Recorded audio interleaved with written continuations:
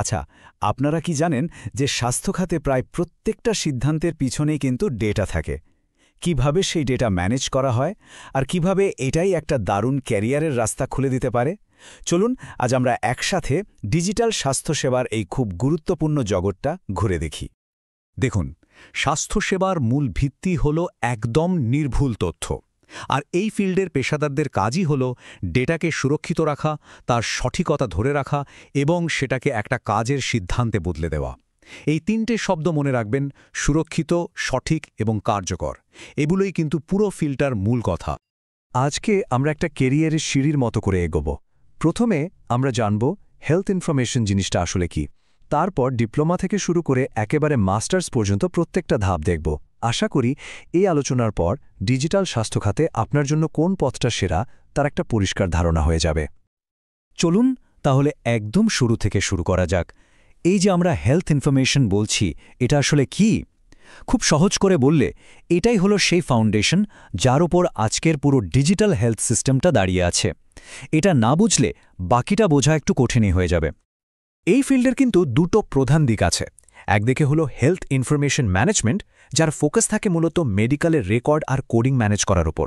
আর অন্যদিকে আছে health informatics, যেটা কিনা টেকনোলজি ব্যবহার করে ওই ডেটা বিশ্লেষণ করে আর স্বাস্থ্যসেবাকে আরও উন্নত করে।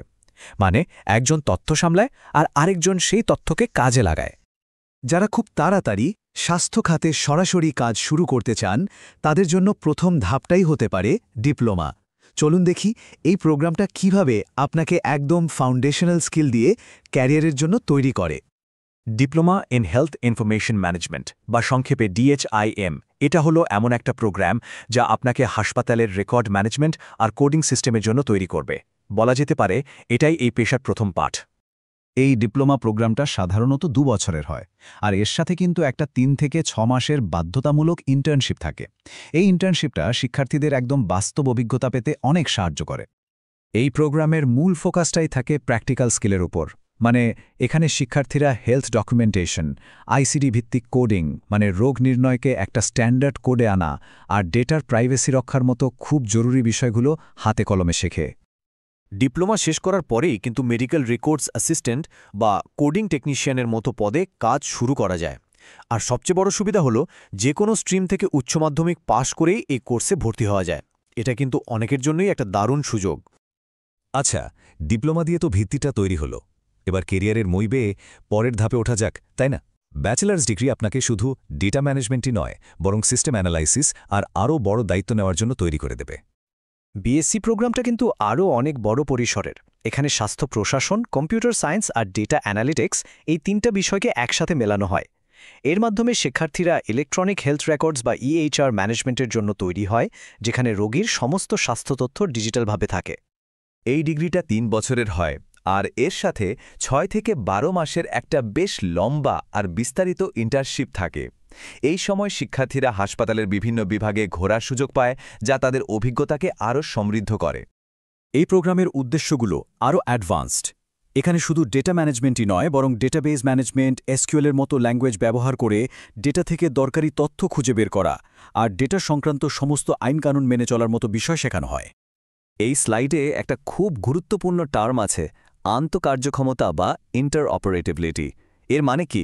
সহজ করে ভাবুন তো, একটা হাসপাতালের সিস্টেম যদি অন্য আরেকটা হাসপাতালের সিস্টেমের সাথে খুব সহজে ডেটা আদান প্রদান করতে পারে, এটাই হলো ইন্টারঅপারেটিবিলিটি। ডিজিটাল স্বাস্থ্যসেবার জন্য এটা কিন্তু অপরিহার্য। যারা BSc ডিগ্রি করেন তারা হেলথ ইনফরমেশন ম্যানেজার বা ক্লিনিক্যাল ডেটা অ্যানালিস্টের মতো আরও সিনিয়র আর অ্যানালিটিক্যাল রোলে কাজ করার সুযোগ পান। আর সাধারণত সায়েন্স বা কমার্সের শিক্ষার্থীরাই এই কোর্সে ভর্তি হয়। এবার চলুন কেরিয়ারের মইটার একেবারে চূড়ায় যাওয়া যাক। মাস্টার্স ডিগ্রিটা হলো পুরোপুরি লিডারশিপ, গবেষণা আর ডিজিটাল স্বাস্থ্যের ভবিষ্যৎ তৈরির ওপর ফোকাস করে। যাদের এই ফিল্ডে আগে থেকেই কিছুটা অভিজ্ঞতা আছে, তাদের জন্য MSc প্রোগ্রামটা কৌশলগত দক্ষতা বাড়ানোর ওপর জোর দেয়। এখানে ডেটা সায়েন্স আর আর্টিফিশিয়াল ইন্টেলিজেন্সের মতো একদম অত্যাধুনিক বিষয়গুলো পড়ানো হয়। MSc প্রোগ্রামটা 2 বছরের, আর এখানে সাধারণ ইন্টার্নশিপের বদলে একটা রিসার্চ প্রজেক্ট বা থিসিস করতে হয়। এটা আসলে শিক্ষার্থীদের নতুন কিছু উদ্ভাবন করার জন্য উৎসাহিত করে।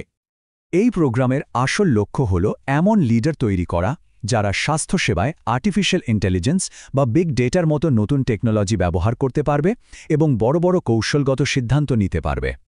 এতক্ষণ তো আমরা 3টা প্রোগ্রাম নিয়ে আলাদা আলাদা করে আলোচনা করলাম। এবার চলুন এক নজরে দেখে নিই এই 3টা পথের মধ্যে আসল পার্থক্যগুলো ঠিক কোথায়। এই টেবিলটা কিন্তু খুব সুন্দরভাবে পুরো ব্যাপারটা বুঝিয়ে দিচ্ছে। দেখুন, DHIM হল ভিত্তি তৈরির জন্য, যা আপনাকে টেকনিশিয়ান হিসেবে ক্যারিয়ার শুরু করতে সাহায্য করবে। BSc হল সিস্টেম আর অ্যানালিটিক্সের জন্য, যা আপনাকে অ্যানালিস্ট বা অ্যাডমিনিস্ট্রেটরের মতো রোলে নিয়ে যাবে। আর MSc হল স্ট্র্যাটেজি আর লিডারশিপের জন্য, যা দিয়ে আপনি ম্যানেজার বা বিশেষজ্ঞ হিসেবে ক্যারিয়ারের শীর্ষে পৌঁছাতে পারবেন। আলোচনার একেবারে শেষে এসে এখন ভাবার বিষয় হল আপনার নিজের ক্যারিয়ারের লক্ষ্যের সাথে কোন পথটা সবচেয়ে ভালো খাপ খায়। এই প্রশ্নটা কিন্তু সত্যিই খুব গুরুত্বপূর্ণ। মনে রাখবেন, এখানে কোনো পথই ভালো বা খারাপ বলে কিছু নেই। আসল ব্যাপার হলো আপনার নিজের লক্ষ্যের সাথে কোনটা মিলছে। হতে পারে কারো জন্য ডিপ্লোমা দিয়ে হাতে কলমে কাজ শুরু করাটাই সেরা, আবার অন্য কেউ হয়তো সরাসরি ব্যাচেলার্স ডিগ্রি নিয়ে অ্যানালিটিক্সের জগতে ঢুকতে চাইবে। পরিশেষে একটা কথাই বলবো, স্বাস্থ্যতথ্য বা হেলথ ইনফরমেশনের ক্ষেত্রটা সত্যিই অনেক সম্ভাবনাময়। এখানে সাধারণ দক্ষতা অর্জন থেকে শুরু করে ডিজিটাল উদ্ভাবনে নেতৃত্ব দেওয়া পর্যন্ত প্রত্যেকের জন্যই কিন্তু একটা না একটা সুযোগ আছে। আর ভবিষ্যতের স্বাস্থ্যসেবা তৈরিতে এই পেশার ভূমিকা যে কতটা গুরুত্বপূর্ণ তা বলার অপেক্ষা রাখে না।